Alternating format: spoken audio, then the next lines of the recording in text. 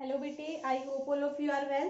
कल जो हमने किया था वो क्या किया था, डिफरेंशिएशन के बारे में हमने देखा था। ठीक है, अब डिफरेंशिएशन हमने पढ़ा, मैथ का टॉपिक है, फिजिक्स में क्यों पढ़ा, बात तो बनती है ना। तो हमने पढ़ा है, उसके क्या यूजेस हैं आज ये देख लेते हैं।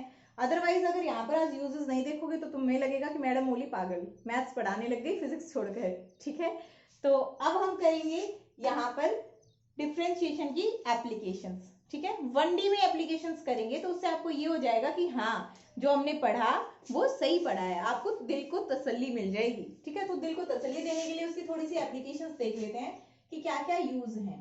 तो आज हम करेंगे एप्लीकेशंस ऑफ डिफरेंशिएशन। डिफरेंशिएशन की एप्लीकेशंस करेंगे इन वन डायमेंशनल मोशन। तो हम ले लेते हैं कुछ एक एग्जांपल्स के थ्रू करेंगे। आप लोगों के पास क्या गिवन है, x equals to 2t square minus 3t plus 1। ठीक है, आपको निकालना है what was its displacement at t equals to 1।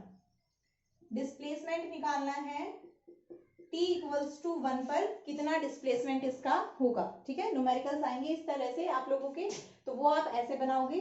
तो अब देखो, ये जो आपके पास वैल्यू गिवन है, इसमें हम हमारी बेसिक डेफिनेशन के थ्रू अगर जाएं तो क्या कहता था, y is equal to F of X. ठीक है, y एफ ऑफ एक्स के बराबर होता है, that means y is a function of x। y x का एक फंक्शन है, तो यहाँ पर ये क्या है, x is a function of t।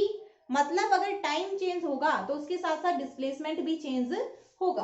तो अगर मैं यहां से देखूं कि x इक्वल्स टू 5 सेकंड के लिए कितना था, तो यहाँ पर t इक्वल्स टू 5 सेकंड पर कितना डिस्प्लेसमेंट था, तो t की जगह क्या रख दूं, 5।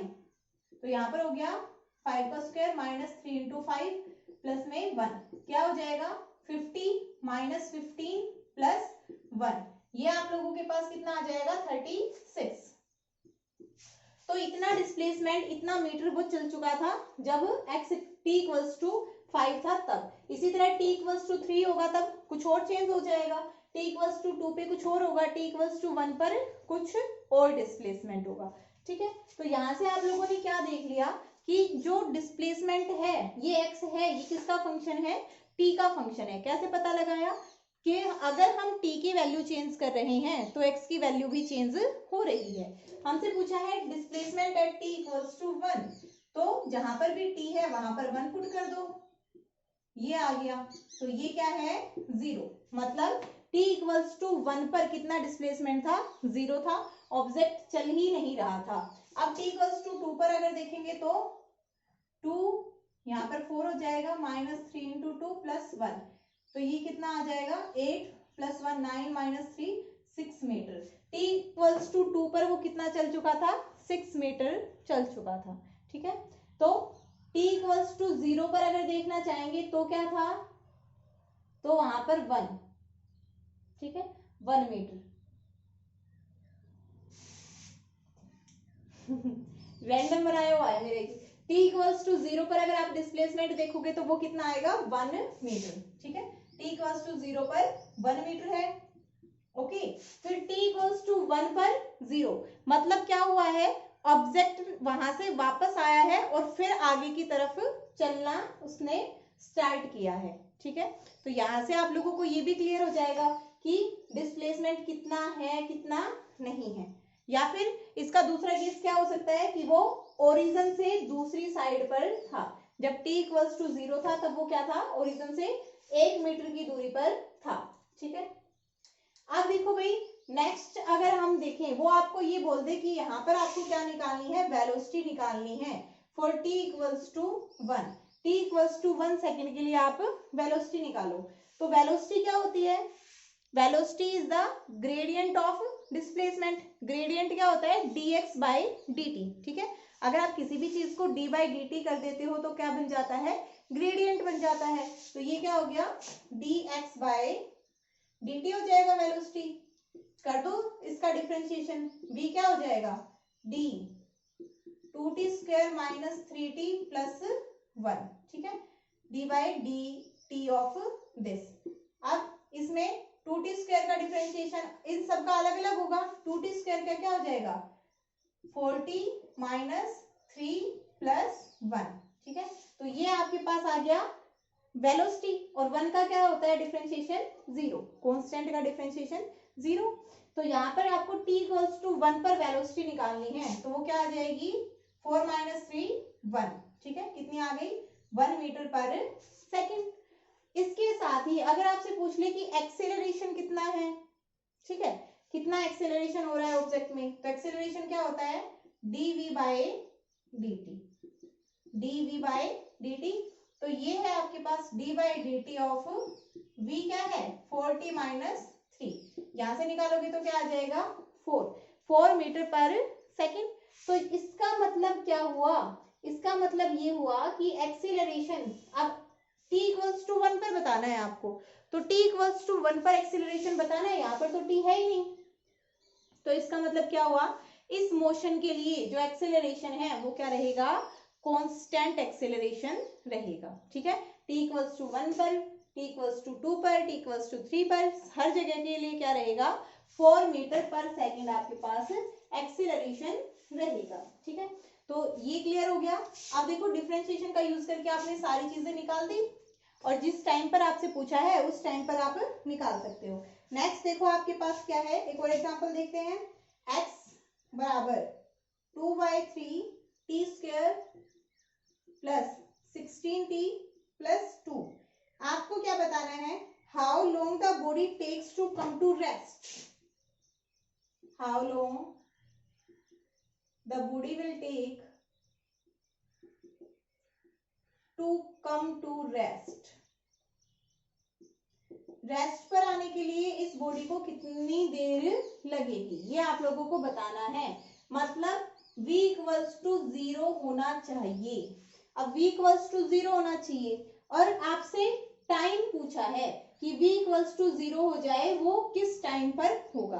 तो सबसे पहले तो हम v निकाल लें, ये तो हमारे पास डिस्प्लेसमेंट गिवन है। v क्या होता है, dx बाय dt, क्या हो जाएगा, 2/3 इंटू 2t प्लस 16 हो जाएगा ना। ये यहाँ से 2/3 तो बाहर था, फॉर्मूला तो सभी को याद होगा ना, ये d by d x of x की पावर n। अगर ये फॉर्मूले याद नहीं है तो तुम कुछ नहीं कर सकते हो। ठीक है, c की पावर n, c ये कांस्टेंट इंटू में x की पावर n, तो c तो एज इट इज रहता है, इसका हम कर देते हैं n इंटू एक्स की पावर n माइनस 1। तो यही मैंने किया है, इसको आगे ले आई t की पावर 2 माइनस 1, ये हो गया। अब यहां से क्या आ गया, 4/3 t प्लस 16, ये आपके पास v की वैल्यू होगी। अब आपको बताना है कि ऑब्जेक्ट रेस्ट पर कितने टाइम में आएगा, तो ये 0, 4/3t बराबर सॉरी प्लस 16। अब यहां से अगर आप करोगे तो t की वैल्यू आप लोगों को निकालनी है, 16 को दूसरी साइड लेकर जाओ, 4/3t इक्वल्स टू माइनस का 16, t बराबर माइनस का 8। ठीक है, t बराबर माइनस का 8 ही बनेगा ना, ये 4 यहां से 2, इसको इधर ही ले जाओ ना, कर ही लो, 4 से ये 4 हो जाएगा, और ये क्या हो जाएगा, माइनस का 12। ठीक है, 12 सेकेंड, माइनस का 12 सेकेंड, मतलब वेलोसिटी 0 कब होगी, माइनस के 12 सेकेंड पर। इसका मतलब क्या है, यहाँ पर माइनस 12 सेकेंड आ गया, मतलब अब टाइम तो माइनस नहीं होता, तो इसका मतलब क्या है, जब आपने ऑब्जेक्ट को ऑब्जर्व करना स्टार्ट किया, जब आपने उसके मोशन को ऑब्जर्व करना स्टार्ट किया, उससे 12 सेकेंड पहले वो किस पर था, रेस्ट पर था। ठीक है, उससे 12 सेकंड पहले उसकी पोजीशन क्या थी, रेस्ट वाली उसकी पोजीशन थी। अगर t इक्वल्स टू 1 पर देखोगे तो क्या बन जाएगी वेलोसिटी, यहाँ पर आपसे t इक्वल्स टू 1 पर पूछ लेता तो 4/3 प्लस 16, तो क्या हो जाता है यहाँ पर, यहाँ से देखो ऐड कर दो, 4 प्लस 48/3। ठीक है, ये कितना आ जाता है आपके पास, 52/3। t इक्वल्स टू 1 पर उसकी इतनी वेलोसिटी होगी। ठीक है, t इक्वल्स टू 0 पर अगर देखोगे तो उसकी वेलोसिटी कितनी है, 16 मीटर पर सेकेंड। ठीक है, ये इसको आप लोग डिवाइड कर लेना, ये क्या बन जाएगा, 1 पॉइंट डिवाइड कर लेना भाई, जो भी बनेगा तुम देख लेना। बहुत अच्छे बच्चे हो तुम। t इक्वल्स टू 0 पर इतनी है, यहाँ पर 17 पॉइंट समथिंग बन जाएगी, ठीक है, 17 पॉइंट समथिंग इसकी वेलोसिटी हो जाएगी। मतलब हर सेकंड में उसकी वेलोसिटी क्या हो रही है, चेंज हो रही है और इंक्रीज हो रही है। ये t इक्वल्स टू 0 पर थी, ये t इक्वल्स टू 0 पर, ये t इक्वल्स टू 1 पर, तो हर सेकंड में उसकी वेलोसिटी क्या हो रही है, इंक्रीज हो रही है। तो मतलब कैसा है, एक्सीलरेटेड मोशन है। और जब हमने स्टार्ट किया, देखना हमने शुरू किया, उससे 12 सेकंड पहले वो ऑब्जेक्ट किस पर था, एट रेस्ट था, ठीक है। मुझे ऐसा लग रहा है यहाँ पे कुछ गड़बड़ तो नहीं हुई है। 4/3t इक्वल्स टू, कटिंग करने में 4 चौक 16, 4 के पास, सही है, ठीक है। तो ये आई थिंक आप लोगों को क्लियर है। अब अगर इसी में आप लोगों से एक्सीलरेशन पूछ लेता तो क्या करते, v की वैल्यू तो ये है, एक्सीलरेशन बताना है, a क्या होता है, dv/dt, क्या हो जाता, निकाल दो यहाँ से, 4/3, तो इतना एक्सीलरेशन होगा, ठीक है। कांस्टेंट का 0, इसका 4/3 हो गया, तो ये क्या हो जाएगा हमारे पास, इतना एक्सीलरेशन होता है। ओके, तो और क्वेश्चंस देख लेते हैं 2-3, उससे और ज्यादा क्लियर हो जाएगा। आई थिंक तो बेटा अब तक क्लियर हो चुका होगा। अगर आप लोगों को जो फॉर्मूलाज करवाए हैं वो क्लियर हैं तो फिर अब तक क्लियर हो जाना चाहिए था, ठीक है। अगर फॉर्मूलाज भी क्लियर नहीं है तो क्या बोल सकते हैं।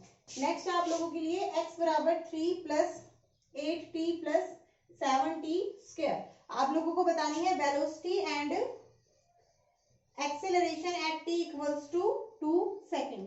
वेलोसिटी और एक्सेलरेशन बतानी है जब t कितना हो, 2 सेकेंड हो, तो वेलोसिटी आ जाएगी dx/dt, v बराबर dx/dt, और ये क्या आ जाएगी 8 प्लस 14t, और टाइम कितना गिवन है 2 सेकेंड। तो वेलोसिटी निकाल दो यहाँ से, 8 प्लस 14 इंटू 2, 28 प्लस 8 कितना आ गया 36 मीटर पर सेकंड। तो वेलोसिटी आ गई t इक्वल्स टू 2 सेकंड पर।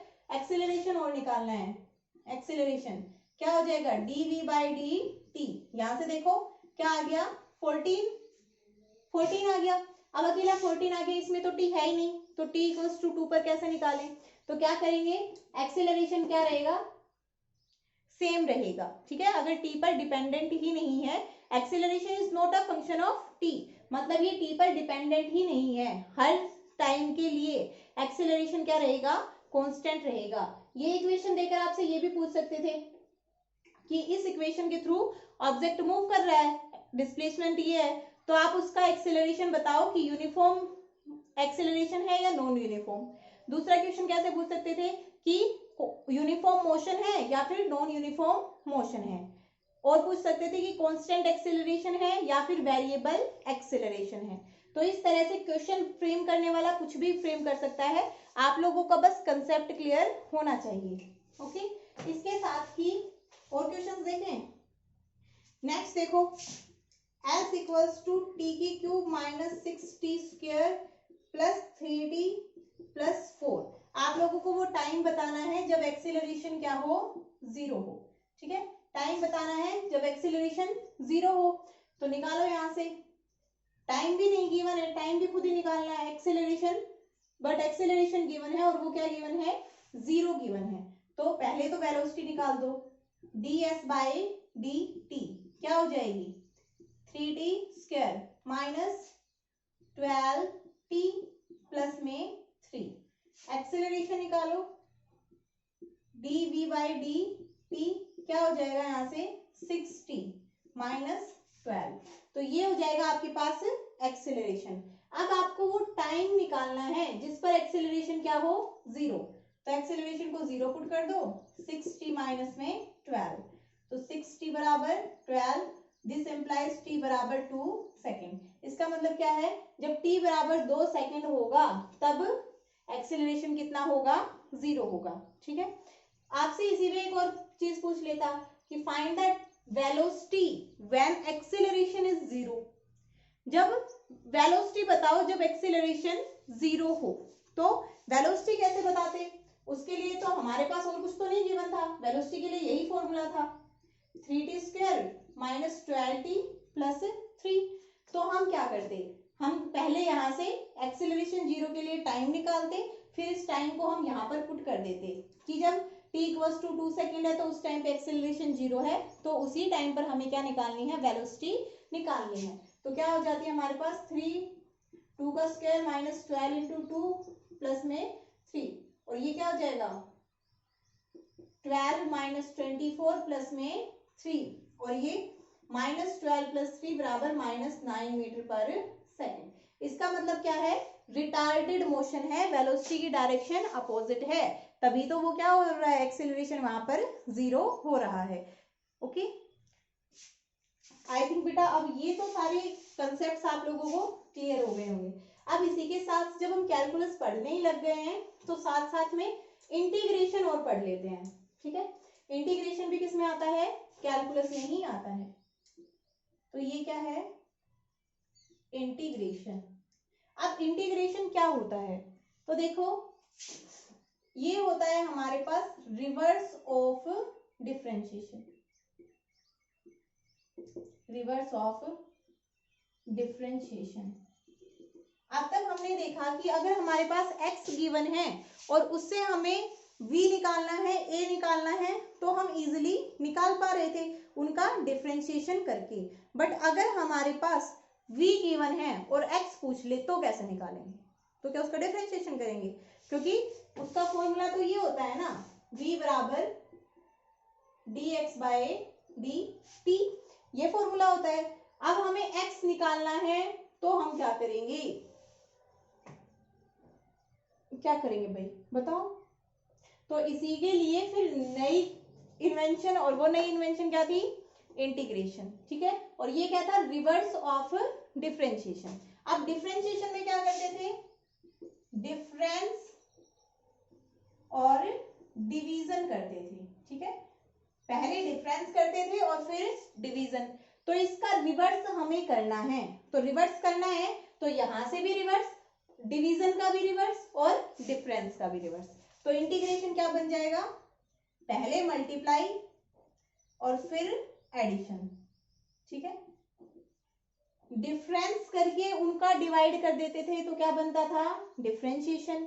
अब अगर मल्टीप्लाई करके एडिशन कर देंगे तो क्या बन जाएगा हमारे पास, इंटीग्रेशन बन जाएगा। ठीक है, अब देखो तो ये हमारे पास गिवन है, इसको मल्टीप्लाई कर दिया दोनों को, ये किसके बराबर आ गया, dx के बराबर।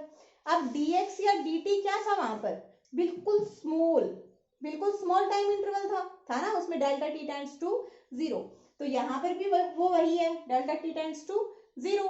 अब ये बिल्कुल स्मॉल है तो ये जो dx आएगा ये क्या आएगा, स्मॉल टाइम के लिए आएगा ना। अगर कंप्लीट टाइम के लिए निकालना है तो हम क्या करेंगे, सारे स्मॉल टाइम का निकाल कर उनका क्या कर देंगे, सम कर देंगे। अब सम के लिए यहाँ पर सम के लिए भी हमारे पास दो साइन है, एक तो समेशन और दूसरा इंटीग्रेशन। ठीक है, ये साइन होता है हमारे पास इंटीग्रेशन का, देखो ऐसे सांप जैसा बनाना है। ठीक है, ये सांप है। ओके, तो और ये होता है समेशन। जब आपके पास डिस्क्रीट वैल्यू हो, अलग अलग आपको फिक्स कांस्टेंट वैल्यू पता हो तो आप क्या कर दोगे, सम कर दोगे।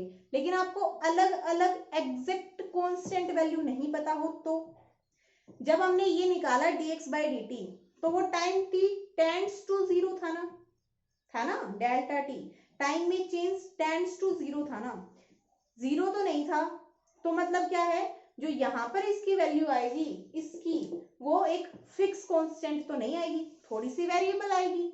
अब जब थोड़ी सी वेरिएबल है तो हम वहां पर समेशन का यूज नहीं कर सकते। ठीक है, क्योंकि उसका तो हम किसके लिए यूज करते हैं, कांस्टेंट 2, 3, 4 इनका ऐड करने के लिए। तो फिर क्या कहा गया कि इसको आप इंटीग्रेशन बोलो, इस सम को आप क्या बोलो, इंटीग्रेशन। ठीक है, इंटीग्रेशन क्या होता है, वेरिएबल्स का सम। ठीक है, कोई एक ऐसी वैल्यू है जो कि आप उसको डिस्क्रीट, उसकी एक एक चीज ना बता पाओ तो वो क्या होगी, वेरिएबल्स।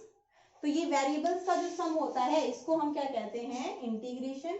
और ये जो इंटीग्रेशन जैसे ही आपने इस पर लगाया, अगर आपको x निकालना है तो क्या हो जाएगा, v dt, मतलब छोटे छोटे एरियाज का पहले तो प्रोडक्ट किया और फिर क्या हो गया हमारे पास, उसका हमने कर दिया सम, तो वो क्या बन गया हमारे पास, डिस्प्लेसमेंट बन गया।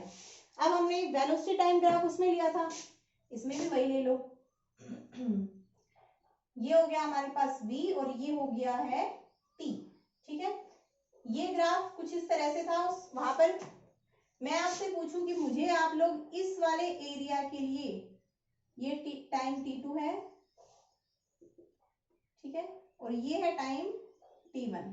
ठीक है, आप मुझे इस टाइम t1 t2 के लिए क्या बता दो, डिस्प्लेसमेंट बता दो। ठीक है, मैं आपसे ये पूछ लूं तो आप कैसे करोगे, आपको एरिया निकालना है। अब एरिया वहां पर तो कैसे निकाल देते थे, फिक्स, जब ये स्ट्रेट लाइन होती तो फिक्स स्लोप करके निकाल दिया, बट ये कर्व्ड लाइन है। अब जब ये कर्व्ड लाइन है तो आप क्या करोगे, इस लाइन में छोटे छोटे इनफाइनाइट स्मॉल टाइम इंटरवल्स ले लो।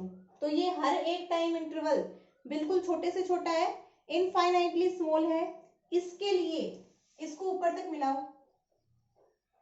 इस वाली टाइम इंटरवल के लिए ये जो लाइन है मैं इसको स्ट्रेट मान सकती हूँ, मान सकती हूँ या नहीं मान सकती, बिल्कुल मान सकती हूँ।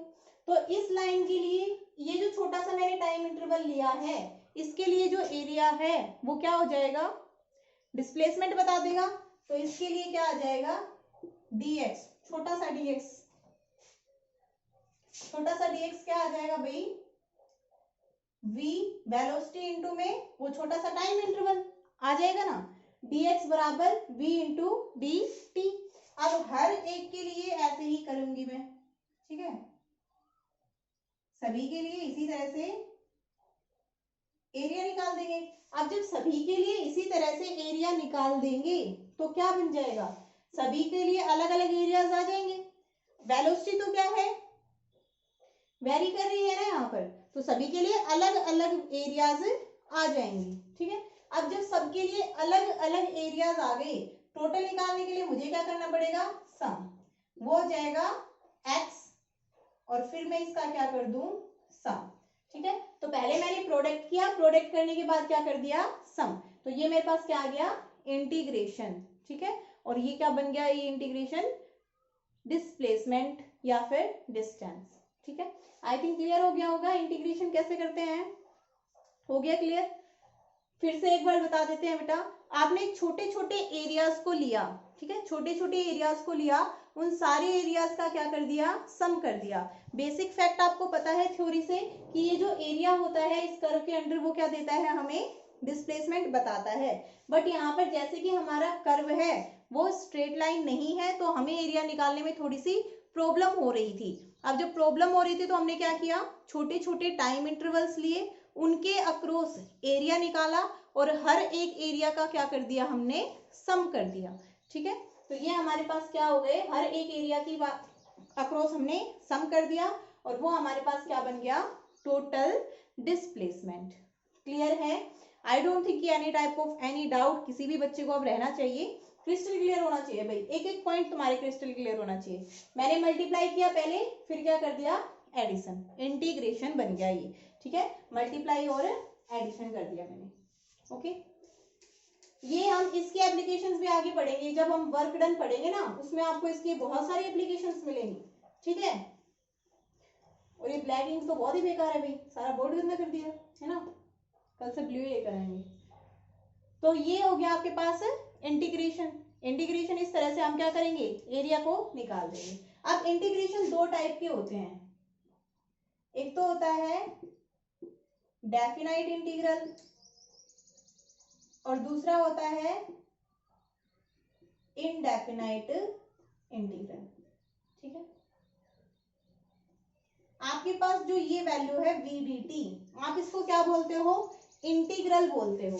ठीक है, इसको आप क्या बोलते हो, इंटीग्रल। तो एक बार तो ये डेफिनाइट हो सकता है और एक बार क्या हो सकता है, इनडेफिनाइट हो सकता है। कभी तो ऐसा हो सकता है कि ये क्या हो आपके पास डेफिनाइट हो, और कभी कभी ऐसा भी हो सकता है कि ये क्या हो आपके पास इनडेफिनाइट हो। ठीक है, तो दोनों ही केसेस हो सकते हैं, डेफिनाइट भी हो सकता है और इनडेफिनाइट भी हो सकता है। तो कब डेफिनाइट होगा और कब इनडेफिनाइट होगा, तो डेफिनाइट कब होगा, डेफिनेट कब होगा, डेफिनेट मतलब फिक्स। ठीक है, कि आपने ये सोल्व कर दिया, सोल्व कैसे करते हैं अभी सिखाऊंगी, आपने ये सोल्व कर दिया, इसके बाद आपके पास एक फिक्स कांस्टेंट वैल्यू आ जाए। ठीक है, तो वो क्या हो जाएगा, डेफिनेट इंटीग्रल।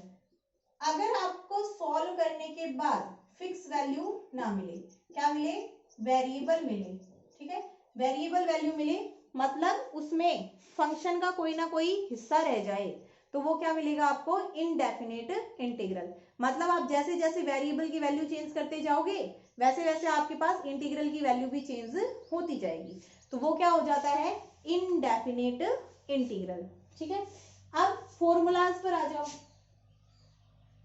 फॉर्मूलाज तो इधर लिखेंगे डिफरेंशिएशन के और इधर लिखेंगे इंटीग्रेशन के। ठीक है, डिफरेंशिएशन के लिए जब हम करते थे D by d x of x की पावर n, तो हम क्या लिखते थे, पावर को आगे लाते थे और x की पावर में से n में से एक माइनस कर देते थे, ये करते थे हम।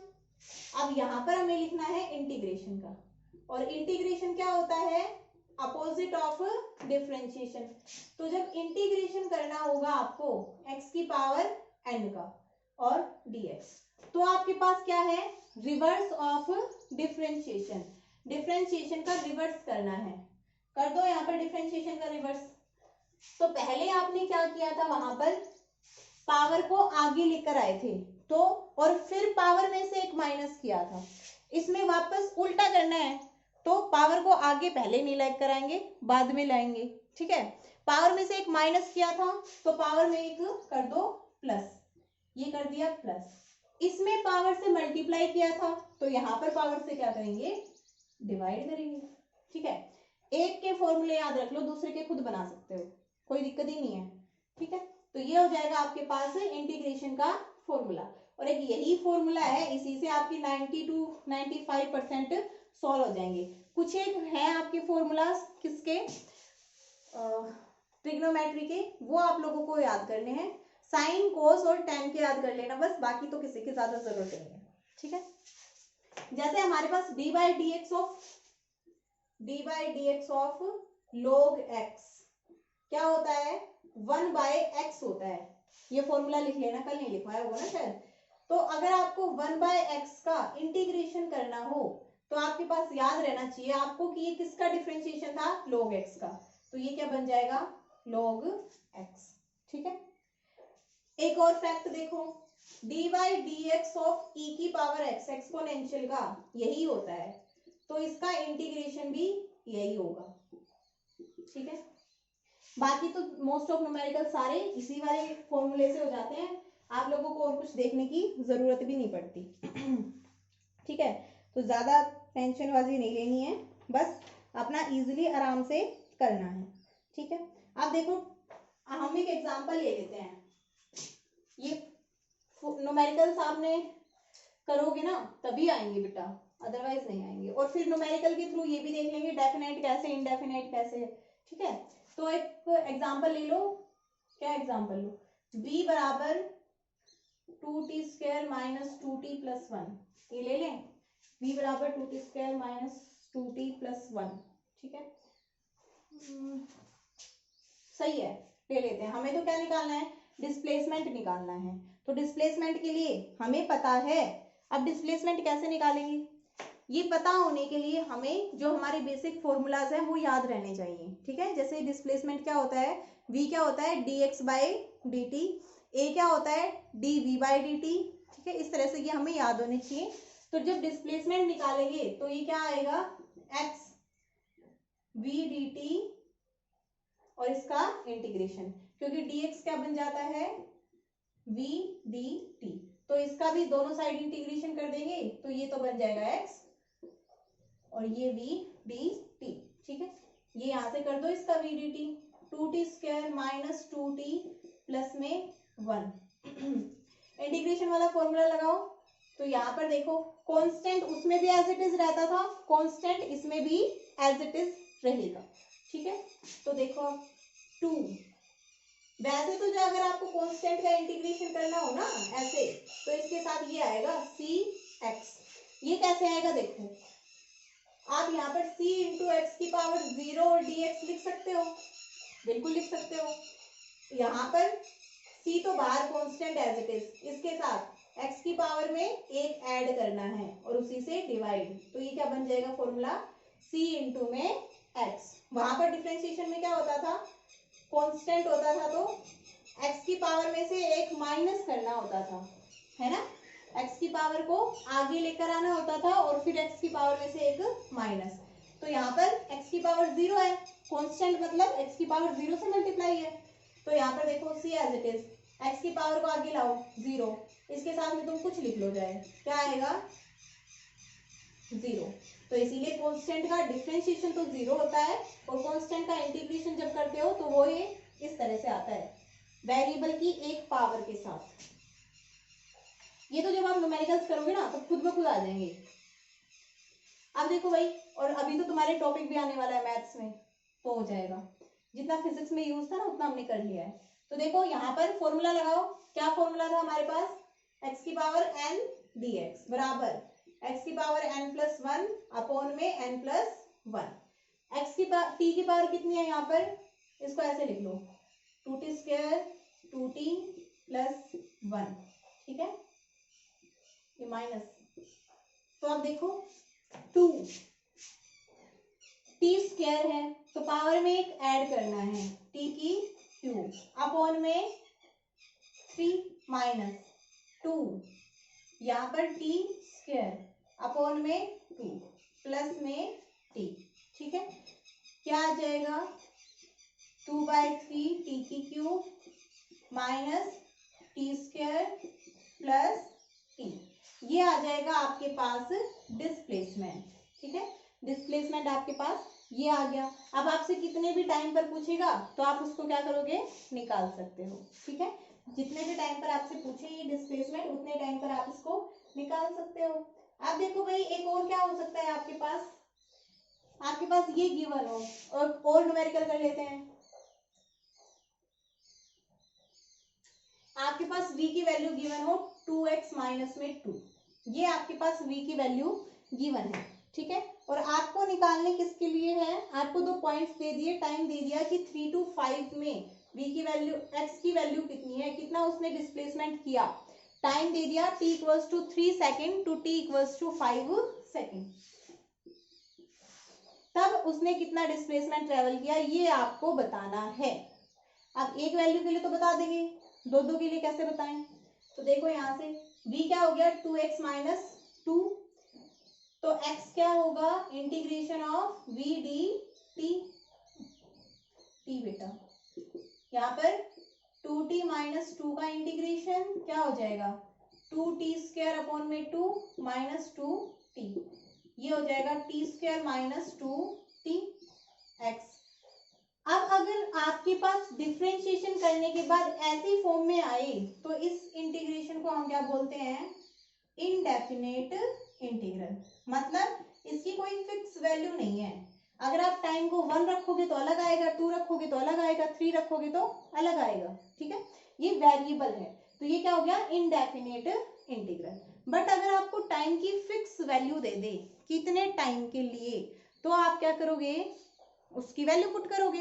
अब यहाँ पर हमारे पास दो वैल्यूज गिवन है, t1 की जगह तो 3 गिवन है और t2 की जगह 5। अगर एक वैल्यू गिवन होती तो हम इजीली निकाल देते, दो के लिए कैसे निकालें, तो देखो हमें निकालना क्या है एट द एंड, जो निकालना है वो निकालना है इस वाले पोर्शन का एरिया, सिर्फ ये वाला एरिया निकालना है ना, और हमें गिवन क्या है, जिस हिसाब से अगर हमें गिवन है 5 गिवन है, तो जैसे ही हम यहाँ पर 5 वैल्यू रखेंगे तो पता है कौन सा एरिया आएगा, ये यहां से लेकर यहां तक का ये कंप्लीट एरिया आएगा। जैसे ही आप वैल्यू को 5 रख दोगे 5 पर नहीं आएगा, एरिया बता रहा है ना, तो एरिया तो क्लोज्ड सरफेस होता है, तो इस पॉइंट पर नहीं किस पर आएगा कंप्लीट, ठीक है, तो ये यहाँ से 0 से लेकर 5 तक का कंप्लीट आ जाएगा। तो आपने x इक्वल्स टू 5 यहाँ पर रखा तो क्या हो गया 5 का स्क्वायर माइनस 2 इंटू 5, एक तो हो गया ये, ठीक है, फिर जब आप x इक्वल्स टू 3 रखोगे तो आपके पास अब ये वाला एरिया नहीं आएगा, कौन सा एरिया आएगा, सिर्फ ये वाला 3 से पहले का। हमें निकालना कौन सा था 3 और 5 के बीच का, अब हमें 0 से 5 तक का पता है, 0 से 3 तक का पता है, बीच का नहीं पता है, ये निकालना है, तो क्या कर दो, 0 से 5 वाले में से 0 से 3 का माइनस कर दो, आ जाएगा। तो 0 से 3 तक के लिए कितना आ जाएगा, 3 का स्क्वायर माइनस 2 इंटू में 3। जब 3 से 5 तक का निकालना है तो इनको क्या कर दो, माइनस, तो वो क्या आ जाएगा, ये x इक्वल्स टू 5 पे हो गया और ये x इक्वल्स टू 3 पर, ये x इक्वल्स टू 5 पे और ये x इक्वल्स टू 3 पर। ऐसे लिख लो, फिर तुम इसको पावर समझ जाओगे ऊपर लिखोगे तो क्या हो जाएगा, 25 माइनस 10 माइनस 9 माइनस 6, ठीक है, कितना आ गया ये 15 माइनस 3, कितना हो गया 12। मतलब ये जो एरिया है ये कितना है 12, तो डिस्प्लेसमेंट कितना हो गया 12 मीटर, ठीक है। अब हर बार हम ऐसे ही करें क्या, तो अगर आपको ऐसे ही नहीं करना है तो उसके लिए फॉर्मूला बता रखा है, ठीक है, और फॉर्मूला जो इंटीग्रेशन का बनाया, अब वो 12 आपके पास एक डेफिनेट वैल्यू आ गई थी ना, तो वो कैसा इंटीग्रेशन हो गया, डेफिनेट इंटीग्रेशन। तो ये जो आपको वैल्यूज गिवन होती हैं इंटीग्रेशन में, इनको हम क्या कहते हैं, लिमिट्स कहते हैं। क्या कहते हैं इनको, लिमिट्स कहते हैं, ठीक है। जो छोटी लिमिट होती है नीचे, जिससे हमें स्टार्ट करना है उसको हम इंटीग्रेशन में लिखते हैं नीचे, और जहां तक पहुंचना है उसको लिखते हैं ऊपर। इसको हम बोलते हैं लोअर लिमिट और इसको बोलते हैं अपर लिमिट, ठीक है। अब यहाँ पर वैल्यू क्या थी मेरे पास, टी स्क्वायर माइनस 2t ये थी। तो जब आप इसको सोल्व करोगे तो आप क्या लिखोगे, T square minus 2t at upper limit minus T square minus 2t at lower limit, ठीक है। ये आप इसको खोलोगे, ये आपके पास इंटीग्रेशन बनेगा, ठीक है। ये फॉर्मूला है आप लोगों के पास, माइनस करना है, अपर लिमिट में से लोअर लिमिट को माइनस करना है, तो ये आपके पास इंटीग्रेशन हो गया। तो इंटीग्रेशन भी कंप्लीट हो चुका है, डिफरेंशिएशन भी कंप्लीट हो चुका है, और पढ़ना क्या था, हमें पढ़ना था equation of motion from calculus method, उसके लिए इतना पढ़ना पड़ गया है ना, 2 लेक्चर्स पूरे, आई थिंक 40 मिनट्स के होंगे दोनों, तो देख लेना कंप्लीट। अगर ये आते हैं तो आप न्यूमेरिकल्स इजीली बना सकते हो, तो यहाँ से सिर्फ ये लेक्चर्स मत समझो, ये न्यूमेरिकल्स ही हो गए तुम्हारे, ठीक है। कॉम्पिटिशन पर्सपेक्टिव में इसी टाइप के न्यूमेरिकल्स आपको मिलेंगे, नॉर्मल नहीं मिलेंगे, हलवा नहीं मिलता है वहां पर, ठीक है, कि आप जाओगे और खाकर आ जाओगे, इस टाइप के न्यूमेरिकल्स मिलेंगे, ये आप लोगों को करना पड़ेगा, ओके। कल करेंगे हम इक्वेशन ऑफ मोशन और इसके 2-3 एग्जांपल्स देख लेंगे।